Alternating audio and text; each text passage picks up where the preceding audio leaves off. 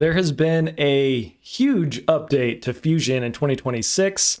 At least I think it is a pretty big change. I also really like it, and I want to run you through what that change is and just teach you a little bit about how it works.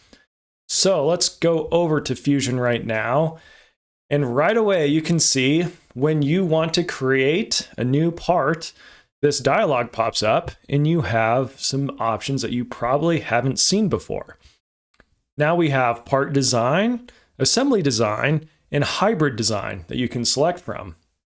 Now, hybrid design is essentially what Fusion has been using for a long time, since Fusion has become a thing. This is what we're all used to doing, and that's where you can design parts in context, create assemblies, design new parts. It's kind of all in one hybrid design, which is why they very aptly call it a hybrid design.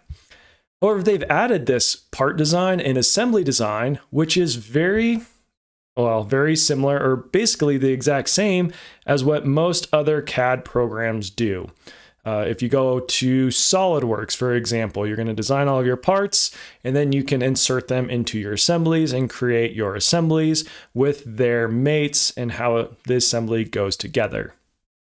So this is pretty intuitive for a lot of people coming from other CAD programs. However, the hybrid design, if you're used to that, if you're used to only working in Fusion, maybe it'll take a little while to get used to the part design and assembly design. Or maybe you won't even use them. That is up to you. But let's run through this a little bit. So let's go with a part design. Oh, actually, let's start with an assembly. We'll go create new. And here you can insert parts into an assembly like you're probably used to, depending on what your background with CAD is. So here we have a design that I did a tutorial on a few weeks back. It's a smash burger press, and let's insert that into the current design. And here we are in an assembly. It asks us where we want it. It's fine right there.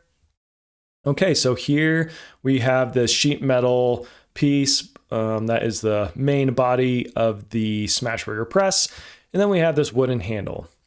You can see you can grab, doesn't really move around because you imported these together and they are fixed or anchored in place.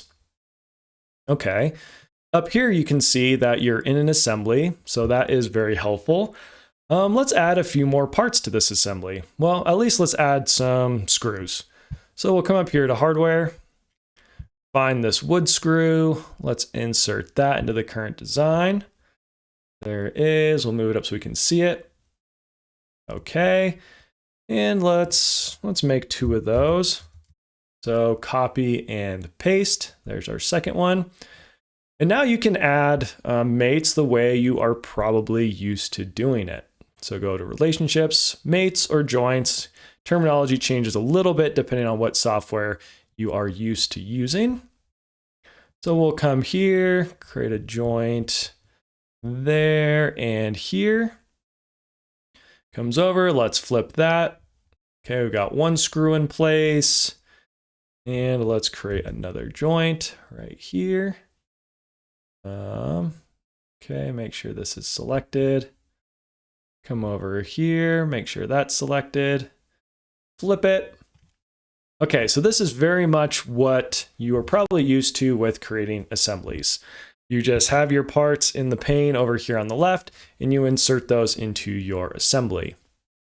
It's important to note that you can still come up here and you're in an assembly, but you can actually change that. You can convert it to, in this case, a hybrid design if you want to then start designing parts in context, similar to the traditional Fusion hybrid design setup.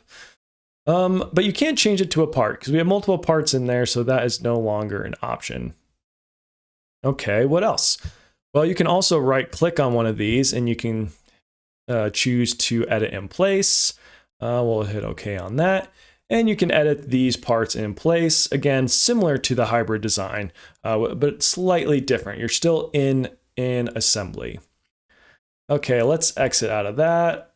We'll click Finish. And yeah, so that is essentially how the assembly works. And let's see what it looks like if we just go to a part. We'll double click on the screw, use it as an example. So you can go up to document settings. This one is actually set up as a hybrid design. We can convert that to a part design if we want, or an assembly, or just leave it as a hybrid design where you can design multiple parts within this single file. So that is the basics of these changes. I think it is a pretty cool update. I think it's something that will allow you to more easily understand Fusion if you're coming from SolidWorks or Onshape or one of these other common CAD programs that a lot of people have used, or Inventor.